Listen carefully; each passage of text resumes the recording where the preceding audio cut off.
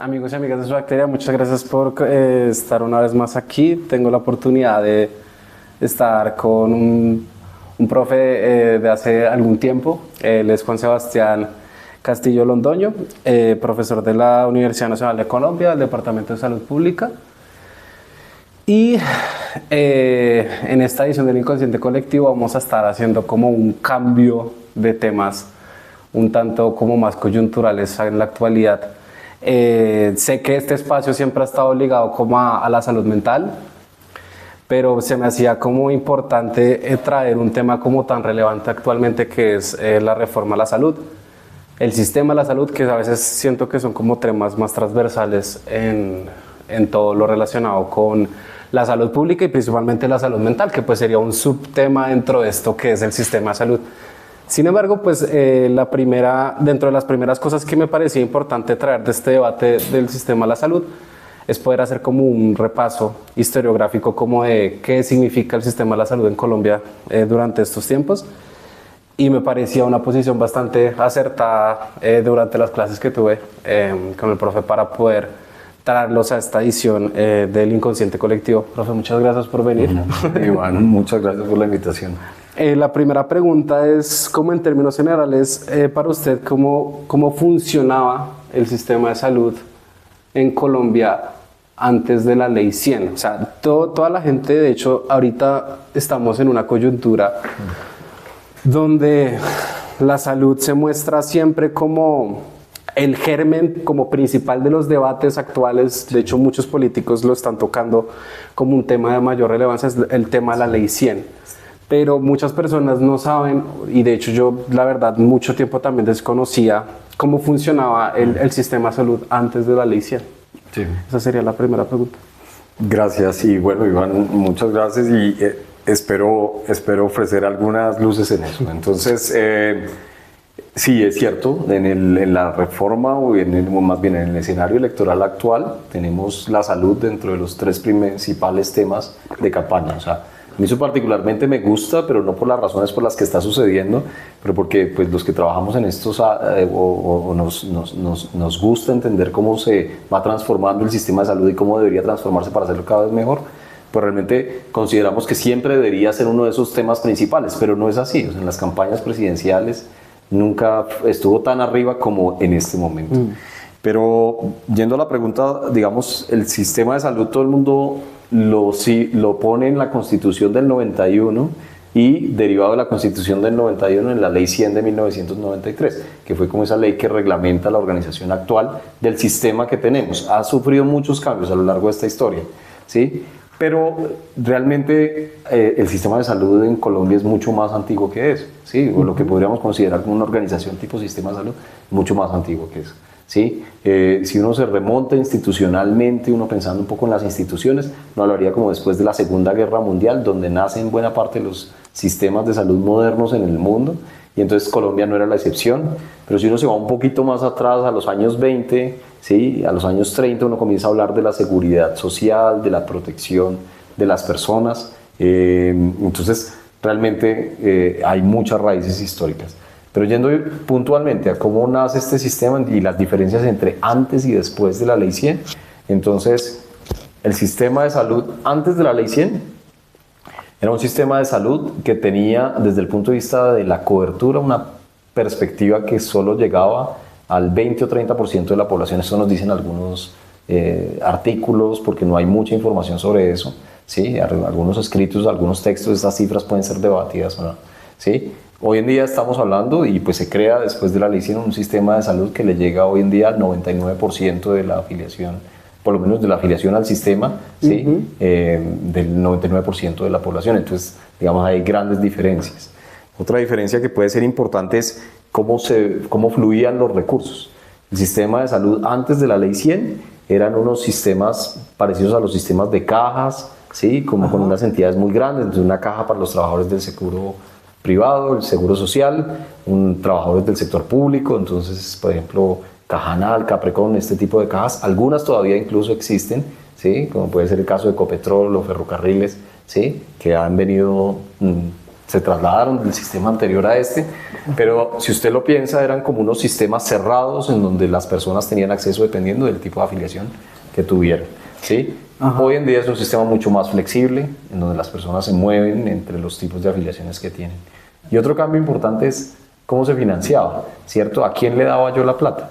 Entonces, en el sistema anterior habían sistemas cerrados que operaban sus hospitales, ¿sí? Pero también cuando la persona no podía acceder, porque como decíamos, la cobertura no superaba el 20%, 10% de la población pagaba de su bolsillo las cosas, entonces estábamos hablando de un 30%, ese otro 70% era atendido directamente en los hospitales y algo del dinero fluía hacia financiar estos hospitales. Eso es lo que llaman subsidiar la oferta, ¿sí? Eso lo cambia la Ley 100. Y la Ley 100 genera unas condiciones de competencia para que entre distintos segmentos de la organización del sistema entrara la competencia y particularmente, ahí importante, pone el dinero ya no en el prestador, sino que lo pone en el afiliado y en el usuario del sistema. Entonces cambia de financiar la oferta a financiar la demanda, ¿sí? Eso me parece importante, como la palabra oferta y demanda, porque de alguna manera, o sea, la lógica del sistema en salud anteriormente tenía, creo que, una influencia de dos tipos de modelos. O sea, dentro de los modelos históricos que se muestran del sistema de salud está el modelo Beveridge, que es como donde por medio de impuestos, que se recauda el impuesto, se genera como el sistema. Y entonces, de alguna manera, el responsable principal es el Estado. Y luego está este modelo de cajas, no sé si alcanzaría a ser el sistema de cajas al modelo bismarckiano, de allá viene, que es como este modelo en donde hay una relación patronal, donde está un empleado y un empleador, y a partir de la relación laboral se genera un porcentaje, donde ese porcentaje es el que serviría para crear estas cajas. De acuerdo. Entonces, de alguna manera, como que eso, y mi pregunta va como ligada también a eso, o sea, en la ley, antes de la Ley 100, porque muchas personas actualmente dicen, antes de la Ley 100 había un modelo. Sí. ¿A qué modelo más se acercaba? O sea, ¿le acercaba un modelo más bismarckiano a un modelo más Beveridge en ese sentido? Intentaba ser realmente un modelo más de cajas, como estas reformas bismarckianas, sí, que dieron origen al Estado, digamos, a estos sistemas de protección y de seguridad social, sí, que le han funcionado muy bien a muchos países del norte de Europa, por ejemplo. ¿Sí? Los países nórdicos. Claro. Pero al ser un modelo también en donde tiene que ver mucho con el trabajo, el empleador, el empleado, el Estado, esas son las tres patitas de ese modelo, pues también depende mucho del trabajo. Y realmente Colombia, pues no, históricamente no ha tenido unas buenas tasas de empleo, ¿cierto? De formalidad sobre todo, porque de pronto podemos tener ocupación, empleo con remuneración, pero no formalidad, ¿sí? Entonces claramente eso, como lo decía ahorita, no cubría el 20% de la población. Estamos más o menos, esas son las estimaciones que puede uno leer, digamos, y eran 10% trabajadores públicos, 10% privados. Eso nos dejaba a 10% de la población pagando de su bolsillo, haciendo un esfuerzo de su bolsillo, y 70% de la población no cubierta, o cubierta a través de la operación de hospitales que se financiaban con recursos públicos o con recursos propios cuando eran operados, por ejemplo, por órdenes religiosas o como en el caso de nuestro San Juan de Dios.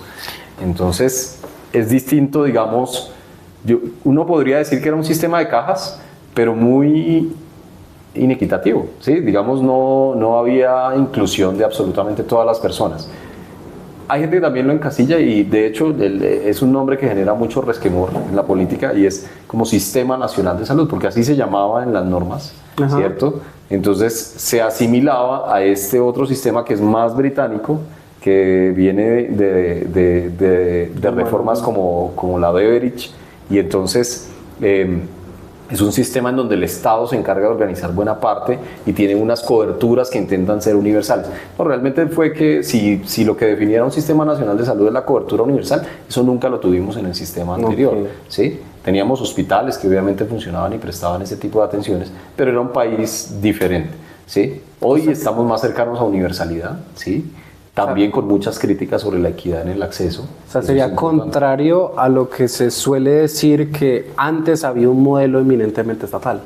Y que cubría a toda la población, y este tipo de cosas serían falacias realmente, porque realmente el Estado controlaba menos. También era otra época distinta de la práctica médica y de la práctica profesional en salud en general, ¿sí? Donde, digamos, la medicina y las profesiones de salud estaban menos institucionalizadas. Había grandes instituciones que estaban desarrollando, digamos, estos primeros estructuras en Colombia, pero claramente, o sea, ha cambiado mucho en estos 30 o 40 años, realmente ha cambiado muchísimas cosas. O sea, entonces en ese sentido, ¿cuál sería para usted las razones principales por las cuales Colombia reformó dicho sistema? O sea, lo principal, o sea, tú ya dijiste, había una baja cobertura. Sí. ¿Qué otro, o sea, hito o contexto social, político fue lo que permitió que la ley se generara? O sea, ¿cuál fue la...? Hay muchas razones. De hecho, este libro es particularmente interesante. Esta es la tesis de doctorado de una profesora de la Universidad de Antioquia, Marcela Vélez, y hace una buena recopilación y hay muchos textos interesantes. El Departamento de Salud Pública también tiene varios. Hay varias razones. Digamos, una, seguramente la cobertura. Dos, todos los sistemas de salud llegan a límites y todos los sistemas de salud se reforman de manera continua. Eso es algo que es importante.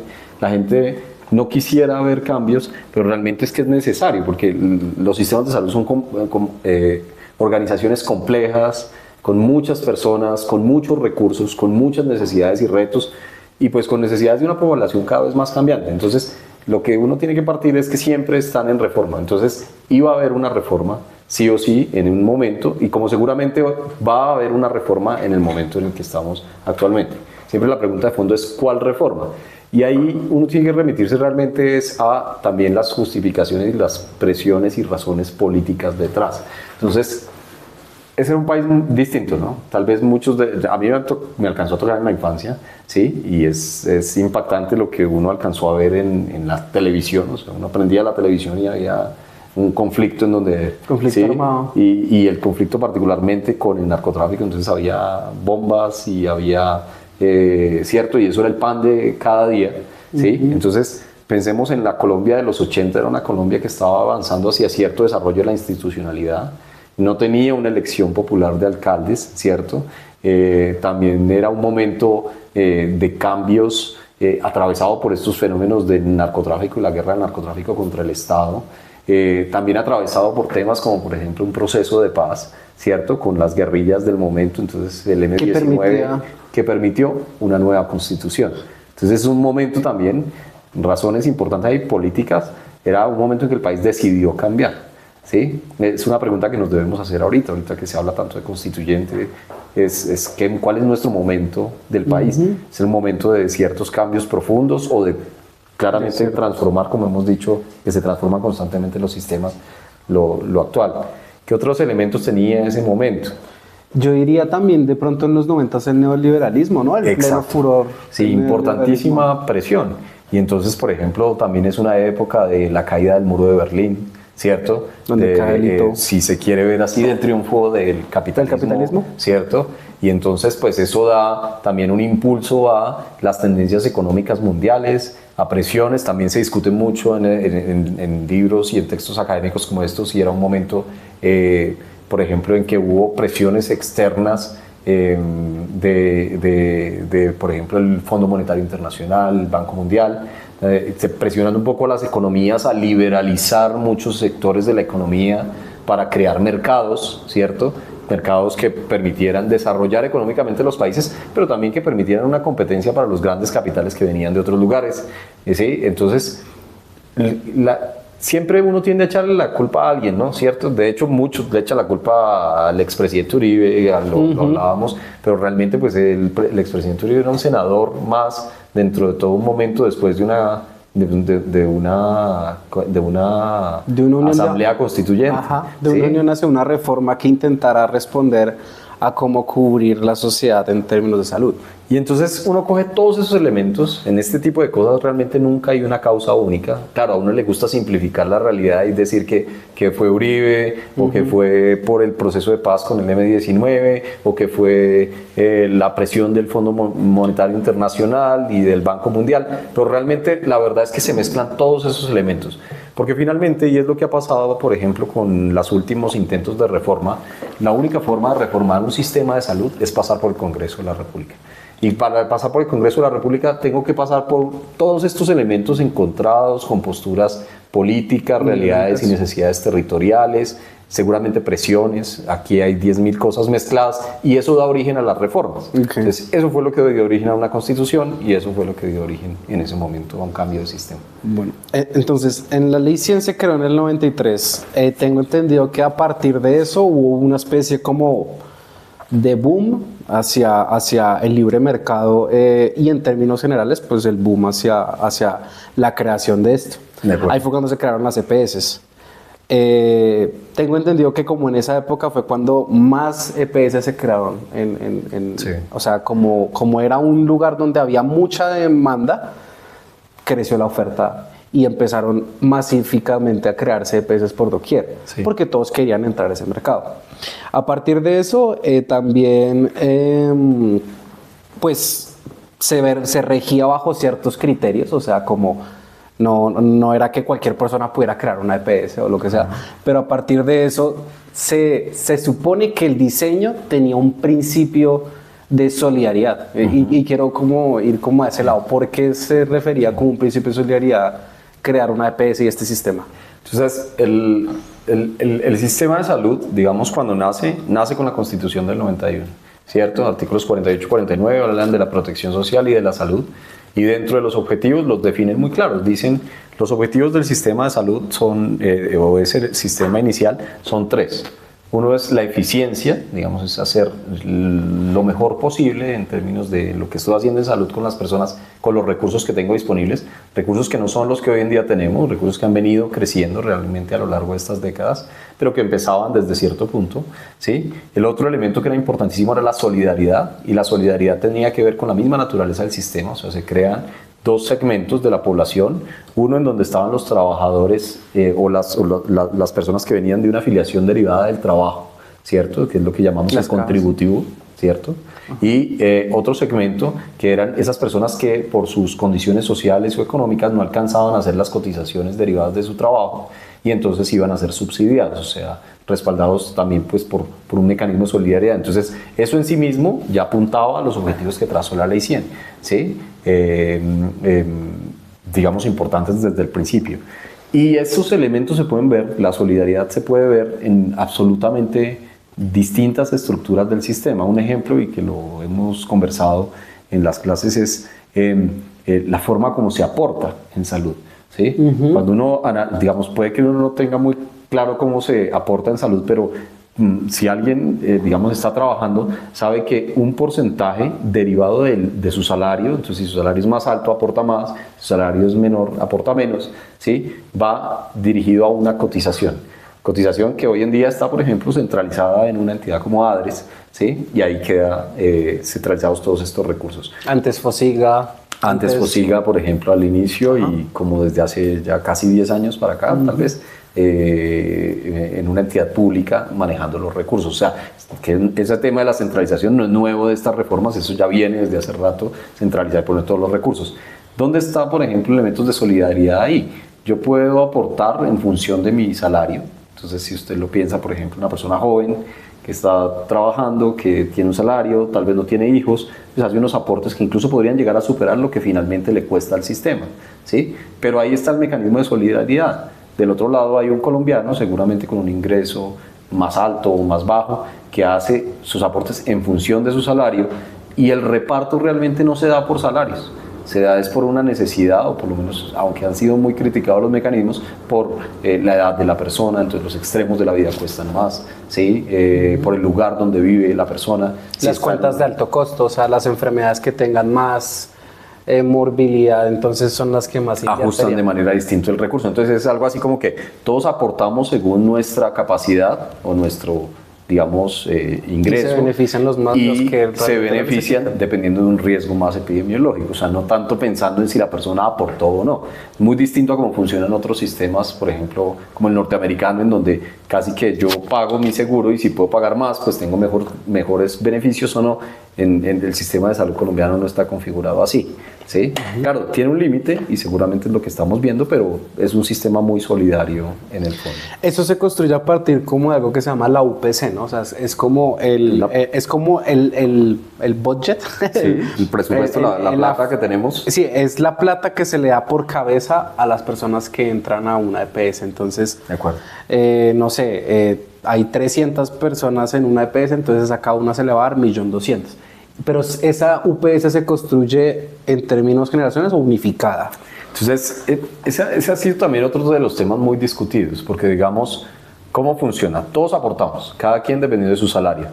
El subsidiado también aporta, porque eso también ha sido otra de esas grandes mitos que la gente dice, no, es que les pagamos la salud a los del subsidiado. No, todos la pagamos, ¿sí? Porque ¿de qué se financia el subsidiado? Se financia de los impuestos del país, ¿cierto? Sí. Desde impuestos generales hasta del impuestos modelo beverage, un poquito del beverage. Ahí. Entonces le cobramos impuestos al alcohol, le cobramos impuestos al cigarrillo, pero también en cada cosa que compramos en una tienda, pues hay impuestos, ¿sí? Cada cosa, por informal que sea, así sea en la chaza de la esquina, ¿sí? Está pagando impuestos en el transporte, está pagando impuestos en la producción. Entonces, de esos impuestos se mantiene mayoritariamente las cotizaciones del régimen subsidiado. Pero también realmente, o más bien los pagos en el régimen subsidiado, pero también en el contributivo, ¿sí? Hace unos años la Javeriana hizo un estudio bien interesante del Sendex, en donde mostraban que realmente un porcentaje para ese momento cercano al 30%, ¿sí? Ya venía de impuestos generales. Entonces, en el fondo, nuestra estructura de financiación es una mezcla como entre aportes de las personas, impuestos generales, impuestos específicos, y cada vez crece más la participación de los impuestos generales, incluso hasta en el régimen contributivo, ¿sí? Entonces eso poco a poco va transformando más, por lo menos en la estructura de financiación, a este sistema, en un sistema nacional de salud, ¿sí? En un escenario en donde, oiga, si esto yo lo voy a financiar vía impuestos generales, pues entonces también como Estado debo estar cada vez más atento. Y bueno, y la pregunta central de eso sería entonces, si se generó esto, o sea, si se supone que tenía en el papel un principio de solidaridad, o sea, todo esto suena muy bonito, ¿no? Sí. O sea, todo esto suena súper bien. O sea, el punto es, ¿cómo entonces terminamos en donde estamos? O sea, porque bueno, algo que también se ha hablado mucho es el periodo donde más se liquidaron las EPS no fue el gobierno actual, por ejemplo. No. Entonces eso es una falacia. El gobierno donde más se liquidó el gobierno fue más o menos en la crisis del 2011, cuando Juan Manuel Santos liquidó muchas EPS. Sí. Porque, bueno, y de hecho hay otro concepto que me parece que curiosamente los políticos, solamente he visto 2 candidatos que han nombrado la palabra siniestralidad, pero es un concepto supremamente importantísimo para este tema, claro. Porque la siniestralidad consiste en que entra una plata para la EPS y la EPS la gasta, ¿sí? Si el porcentaje es a 100, significa que todo lo que ingresó se lo gastó. Si es 90, significa que se gastó el 90. En grandes rasgos, eso es el concepto de siniestralidad. Desde el 2011 hasta el 2026, el porcentaje de siniestralidad era del 90% en la época de la crisis del 2011. Actualmente está en 106% más o menos. Más arriba, o sea, de lo que ¿sí? se les ha. Así. Pero ninguno de los 3 gobiernos, sea el de izquierda, el de derecha y uno más socialdemócrata como el de Juan Manuel Santos, ninguno de los 3 hizo alguna política real para que esa siniestralidad bajara. Sí. O sea, se sabía que se iba a llegar a esta situación. De hecho, este libro fue escrito hace 10 años. Sí. Y está hablando de algo que está pasando ahorita. ¿Qué está pasando ahorita? Sí. ¿Qué fue lo que ocurrió? O sea, a su criterio, ¿usted qué cree que fue lo que ocurrió? Si desde el 2011 estaban en un inminente periodo de crisis donde se está diciendo, les estamos dando las platas a las EPS, pero no están respondiendo por los medicamentos, no están respondiendo por las atenciones. ¿Qué fue lo que ocurrió de aquí a allá? Lo primero que hay que decir es que también criticamos fuerte el sistema de salud, pero claramente como ciudadanos y como colombianos en este caso, el único sistema de salud que vivimos habitualmente, la mayoría de los colombianos, puede que haya alguien que vive 2 sistemas de salud porque viaja muy seguido a otro país, pero realmente la mayoría de los colombianos vivimos un sistema de salud y es el único que tenemos para comparar. Entonces la pregunta que uno tendría que hacerse de si es bueno o es malo, es referente a qué, ¿sí? Es muy útil, por ejemplo, en las clases uno hace mucho el análisis comparado con otros sistemas que aunque no haya un país parecido a Colombia, pero le permite ver a uno otras cosas, ¿sí? Este es un sistema que ha garantizado bastantes cosas con recursos que no se parecen a los de nuestros vecinos, o sea, solo hacer la comparación en Chile, Colombia, ¿sí? Y Chile tiene otra forma distinta de segmentar, las personas pagan más de su bolsillo, o sea, hay varios elementos que uno tiene que analizar. Ahora, sí es cierto que el sistema y el problema del sistema de salud es la profunda inequidad, ¿sí? O sea, dicho lo primero, que el sistema de salud no es tan malo cuando uno se compara con otros, ¿sí? Y que Colombia ha hecho cosas efectivas, eficientes, ha logrado bastantes coberturas en muchas áreas y un desarrollo sobre todo del sector prestador sin precedentes, o sea que tenemos, digamos, hay grandes ganancias. Sí ha habido otras cosas que no ha hecho bien. Dentro de las cosas que no ha hecho bien está, por ejemplo, esto que mencionabas, y es el tema de contener la enfermedad antes de tiempo. Entonces, lo que ahora denominan prevenir y predecir la enfermedad para poder hacer que no nos cueste más. Claramente todos sabemos, y esto es sencillo de entender, que si yo dejo progresar un cáncer, por ejemplo, pues en un estadio avanzado me va a costar muchas más veces en promedio que lo que me costaría si lo detecto tempranamente. Sin embargo, también hay muchas cosas que no se han hecho bien, por ejemplo, llegarle a todos los territorios del país, ¿sí? Hay unas profundas inequidades, no es lo mismo enfermarse de cáncer en Bogotá que enfermarse de cáncer en un municipio apartado del país o en una región apartada, seguramente por las implicaciones que esto tiene. No puedo tener un centro de cáncer en cualquier municipio del país, entonces me tengo que trasladar y esto tiene una serie de implicaciones para la familia, para la sociedad, para las personas. Otro tema que tal vez no se ha hecho bien es hacer que la plata persiga el riesgo y hacer que la plata también se oriente, por ejemplo, a las atenciones primarias. Todos los sistemas de salud desde el año 78, las distintas manifestaciones vienen hablando de la importancia que tiene la atención primaria para los sistemas, ¿sí? La atención primaria en salud. Y este es un sistema que ha privilegiado bastante la atención de la enfermedad. Eso no es malo, porque de todas maneras hay gente que la necesita, ¿sí? Pero pues obviamente ha descuidado la atención primaria en muchos segmentos de la población. Y si a eso uno le suma también que ha habido un debilitamiento de la red pública, que no tiene que ver solo con el sistema, tiene que ver también con la naturaleza política de cómo se administran las redes públicas en el país, en el que cada que elegimos un alcalde o gobernador pues está al frente de esos recursos y pone no a gente técnica, sino a los amigos y cosas de este estilo, ¿sí? Entonces, pues este tipo de cosas llevan a que el sector público ha perdido mucho espacio y entonces eso es malo para la mitad del país que es atendido realmente por el sector público. Entonces, hay muchos elementos que hacen que hoy estemos al frente de un sistema que necesita reformas, que necesita cambios. Eso ya se sabía desde antes. Si uno lo mira, hay sentencias importantes que le han dado forma a este sistema de salud, como por ejemplo la T760 del 2008. La ley estatutaria. Y la estatutaria que se derivó después de todas las discusiones durante 7 años. Entonces ya veníamos hablando de reformar el sistema. De hecho, la estatutaria es una ley que cambia completamente el concepto de lo que nace en la ley 100. Hoy en día estamos hablando de un sistema en donde el Estado es el responsable de garantizar un derecho fundamental, pero eso no lo permite, es una estatutaria. Entonces, un poco también, claro, para uno de paciente es difícil que le digan, pero bueno, ¿y cuándo va a terminar de cambiar? ¿Sí? Para atenderme bien o atender la necesidad de mi familiar, pero también hay que ser consciente de que estos cambios no se producen de un día para otro, y menos en una estructura tan compleja como un sistema de salud. ¿Sí? Entonces, hay muchos elementos allí. Seguramente hay varios de esos que hay que atacar en las reformas. Como lo dije, tienen que pasar por el Congreso, o sea, no pueden hacerse por decreto o por la voluntad de un presidente, el que sea, sino que tiene que ser una concertación del país, una concertación en el Congreso. Y bajo esa lógica, su merced, ¿cómo observa la reforma? ¿Qué es lo que cree que usted, qué es lo que se está planteando con esta reforma? Porque estamos hablando que las EPS, o sea, siempre se ha hablado que, bueno, el Estado es corrupto y eso es innegable en muchos escenarios. En otros no, pero en unos sí. Y en salud también. Y hay una ilegitimidad frente a eso en el Estado. Pero también lo que se ha demostrado con el asunto de la siniestralidad y principalmente con la integración vertical, que la integración vertical es el Estado gira unos recursos. Los recauda ADRES gira sus recursos, asigna sus recursos a las EPS organizan sus redes, sus IPS, y coordina la prestación, ¿sí?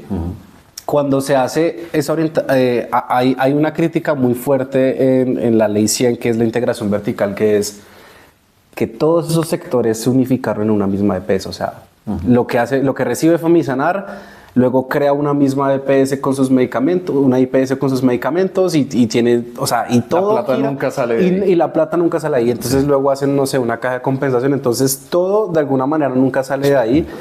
Y prácticamente el problema central del intervencionismo estatal es que les ha tocado llegar a intervenir para darse cuenta que no han administrado la plata o la han girado hacia otros escenarios que hacia la prestación del servicio. Nosotros sabemos que eso ha permitido que al intervenir tantas EPS, pues muchas personas salen de esas EPS y se van a otros lados, que eso es el problema grandísimo de los traslados. Entonces lo que era una EPS muy buena se vuelve mala, porque todas las personas se van para esa EPS que es buena, pero luego ya hay mucha gente para atender y no hay capacidad. Entonces, y están saltando, y eso lentamente lo único que está haciendo es quebrar las EPS que medianamente podían hacer su trabajo y se están quedando en pequeño. Han pasado de oligopolios, porque la realidad es que las EPS son oligopolios. O sea, pues no sé quién vaya a creer que yo monte una IPS y pueda competir con Famisanar, a menos de que tú, no sé, bueno, lo dudo mucho, pero el punto es, hay unos oligopolios, se generan esos oligopolios y ahorita estamos ante un inminente de llegar a monopolios, ¿sí? De las EPS. Eso es creados incluso por el mismo Estado. Exacto, y exactamente, porque pues esto es una relación filial entre Estado y sector privado. Sabemos que el sector privado, dentro de esta lógica del neoliberalismo, era incorruptible. En este momento estamos viendo que puede llegar a corromperse. Bajo esa lógica, ¿usted qué cree que es lo que estaría proponiéndose en esta nueva reforma a la salud? ¿Si es realmente estatizar todo? Digamos, ¿Cómo sería esa lógica de la nueva reforma? Depende de quién lo plantee. Digamos, el gobierno actual obviamente tiene una postura fuerte sobre el papel que debe, digamos, fuerte y de defensa de un papel no absoluto, pero sí muy importante que debe jugar el Estado en absolutamente toda la organización del sistema de salud. Pero, digamos, me gustaría ir atrás a un tema y es lo que crea la Ley 100. Es un sistema basado en mercado, ¿cierto? Es un sistema en donde la competencia es importante, ¿sí? Es la competencia regulada, de hecho, como lo llamaron. Entonces, lo que quería era que hubiera muchos actores en distintos segmentos. Entonces, tengo de un lado los aseguradores, las EPS, ¿cierto? Sí. Y también ahí se podía competir, por eso llegamos a tener más de 250 aseguradoras. De hecho, incluso tenía otro tinte también, y es que se creía que esto tuviera como una lógica cooperativa. Entonces por eso hubo administradoras del régimen subsidiado, que se llamaban así antes, las EPS del subsidiado, de comunidades indígenas, de trabajadores de ciertos segmentos. A las cajas de compensación se les permitió crear administradoras de riesgo, ¿sí? Para el subsidiado, o después las EPS en el contributivo. Después todo eso se unificó bajo la figura de la EPS. Llegamos a tener más o menos 42 EPS en el gobierno, al cierre del gobierno Santos. Entonces, pues esto es, a mí me gusta verlos como, en principio era como un Big Bang, así que una expansión, pero después venía recogiéndose, y varios de esos actores tenían que competir y hacerlo, digamos, ahora sí ya una competencia mucho más agresiva por calidad, por servicios, con garantías como por ejemplo poderme mover de lado a lado como afiliado. Entonces, si yo no estaba contento con mi EPS, me podía mover.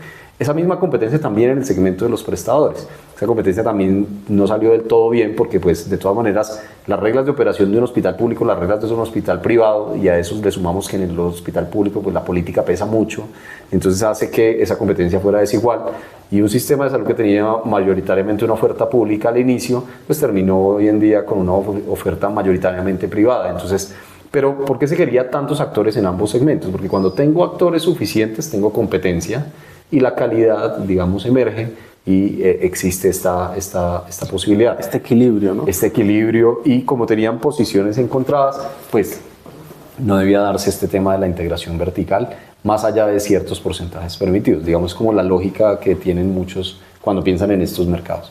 ¿Qué pasa? El mercado, así como los incentivos del mercado son buenos para mover ciertos escenarios, pero los mercados en salud son imperfectos, eso lo saben todos los que estudian esto, y entonces, digamos, no se da la lógica de cualquier otro mercado, como cuando uno va a comprar algo al supermercado, ¿sí? La oferta y demanda y todas estas relaciones.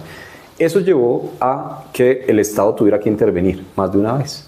Y eso llevó a pensar que si el Estado tenía que intervenir tantas veces, pues entonces era mejor que el Estado se metiera de lleno. Si a eso le sumamos que la estatutaria del 2015 dice ahora es una responsabilidad del Estado el organizar ese modelo con ciertas garantías, ciertos atributos, pues entonces eso hace que la responsabilidad del Estado es mucho más central. Pero la responsabilidad del Estado no se debe confundir con que el Estado deba estar metido en todo, o sea, por lo menos es una perspectiva, porque la competencia también es buena, ¿sí? La competencia es importante, ¿sí? Entonces, pues bueno, no sé si ahí me desvío un poquito de la pregunta, pero yo creo que lo que cambia esa lógica es que ahora se quiere ver menos mercado, ¿sí? Eso es por lo menos lo que se está planteando, y se quiere ver más un Estado más fuerte que le quite funciones, integra cosas, controla más el dinero, hace más cosas en función de la prestación, desaparece un poco ese segmento de aseguradores que se encargaban de gestionar los recursos para hacerlos más óptimo el manejo, mucho más eficiente, y aparecen, digamos, unos ciertos gestores, por ejemplo, una lógica distinta, con unas reglas más centradas en el Estado. Esto también tiene sus implicaciones. Que cuando yo no genero las condiciones de competencia, cuando todo está integrado, cuando la verticalidad viene desde el Estado, eso también tiene unas implicaciones en la asignación, en el financiamiento, en la operación. O sea, esto al final tiene... O sea, sería una propuesta ya irse a un modelo Beveridge como en un futuro. Digamos, esa sería una buena propuesta.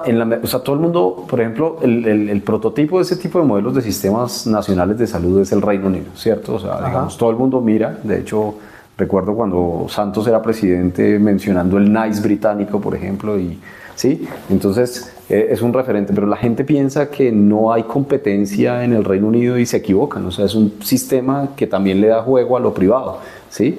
¿Se puede quebrar un hospital en el Reino Unido? Claro que sí, y echan a la junta directiva y vuelven y montan otra junta directiva y lo rescatan, pero realmente hay competencia, ¿sí? Hay incentivos basados en incentivos económicos, o sea, ¿sí? Entonces lo que pasa es que nosotros acá en el debate confundimos un poco el asunto y a uno le venden que como es una postura, digamos, lo voy a llamar así, de izquierda, entonces que esto tiene que ver con defender el Estado y que tiene que ver con menos privatización, y en el fondo no es del todo así. Termina uno viendo modelos integrados alrededor del Estado pero con privatizaciones por la puerta de atrás, o termina uno viendo falta de competencia que lleva a un uso ineficiente de los recursos. No estoy diciendo que eso vaya a pasar, ¿no? O sea, hay que hacer bien la reforma, hay que discutirla bien en el Congreso, pero digamos, la gente tiene como a clasificar en dos grandes categorías y realmente un sistema de salud es una estructura compleja. Mucho más compleja. Mucho más compleja. Mucho más fácil, es mucho más complejo y con soluciones mucho más difíciles de tomar o realmente solucionar, porque la intención de pronto de la ley 100 tenía sus valores y sus principios, pero finalmente muchos de los resultados es que la evolución de la sociedad actualmente es que las personas están descontentas con el sistema y hacer la transición va a ser difícil. A mí lo que me hace pensar este podcast es que yo creo que un solo video se nos queda corto. La verdad, porque hemos intentado abordar solamente 3 preguntas fundamentales y nos hemos dado cuenta que a partir de cada una hay un montón de complejidades, no solo sociales, políticas, sino también económicas, ¿no? O sea, no es lo mismo hablar de los modelos Beveridge desde el primer mundo a, por ejemplo, un país tan codependiente de otras potencias, y eso genera otro tipo de realidades. Incluso en la informalidad también es otro problema fundamental, pues, para este modelo que estamos haciendo. Es un principal talón de Aquiles. Si tuviéramos un país de pleno empleo, tendríamos otro. Entonces, en ese sentido, lo que me hace sentir es que lo que voy a intentar es hacer otra muestra de este programa, de este debate, o pues no sé si sea un debate, de una conversación sobre el sistema de salud. Y pues finalmente también dejarle pues a las personas que se hayan quedado hasta el final, si están interesadas en alguno de estos temas, pues no duden en intentar ir a las fuentes principales. O sea, solamente esto es un pequeño abrebocas de de un tema tan profundo como es el sistema de salud en Colombia. Así es. No, pues no me queda nada más que agradecerle, profe. Muchas gracias de verdad por ustedes por la invitación. Me alegra este tipo de cosas.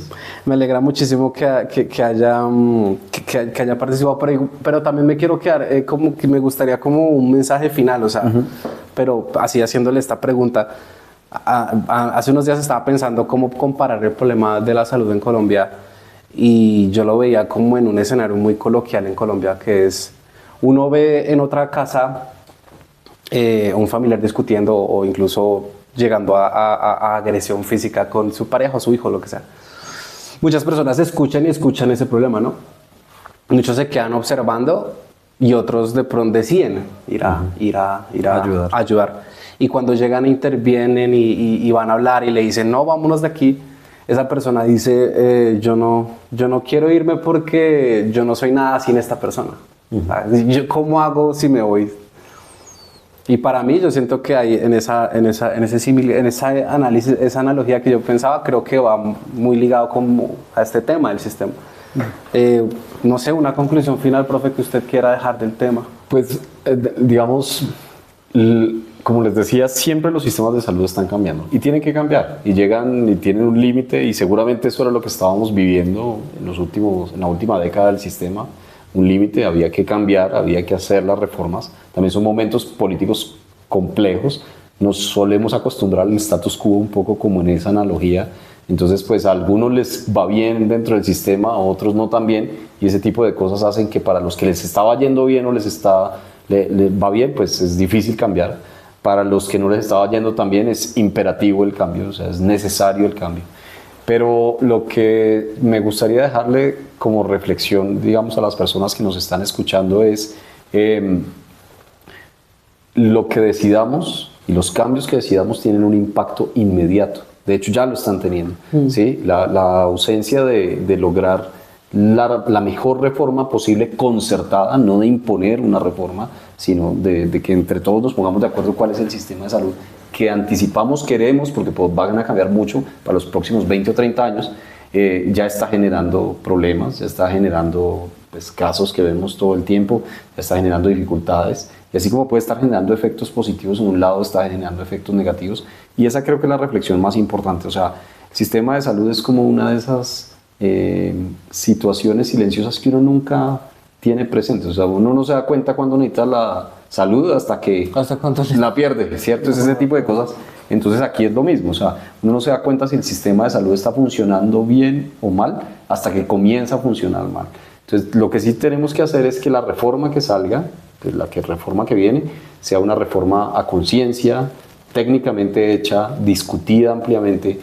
Nunca todo el mundo va a estar de acuerdo, pero sí digamos, compartida por una buena parte de los colombianos, porque finalmente es el sistema de salud que nos va a tocar, ¿sí? Y es el sistema de salud que va a comenzar a manejar las necesidades tanto de enfermedad como la prevención y el mejor manejo de ese activo que es la salud de los colombianos. Entonces mi reflexión sería, voten a conciencia y exíjanle independiente de a quién voten, ¿sí? Que su transición sea que la transición cueste la menor cantidad de vidas posibles. De vidas posibles y de enfermedad posible. Porque finalmente eso es lo complejo del sistema de salud. Un sistema de salud se mide en muertes. Un sistema de salud se mide en enfermedad, ¿sí? Y entonces ese tipo de cosas pasan. Los gobiernos pasan, se van, el anterior, el que venga, ellos pasan y se van. Y después los académicos nos dedicamos a echar para atrás y ya cuando ya pasó, pues ver la historia y contarla. Y ver, ¿sí?, que la siniestralidad subió y que subió. Que sí subió y no, esta no era la reforma, pero bueno, sí, pero las personas están ahí y eso es realmente de lo que estamos hablando aquí, de cómo diseñamos una estructura que después se vuelve invisible porque lo está haciendo bien, pero para eso necesitamos concertar socialmente esa estructura. Profe, muchas gracias. Iván, mucho gusto. Muchas gracias. Nos vemos en el siguiente episodio.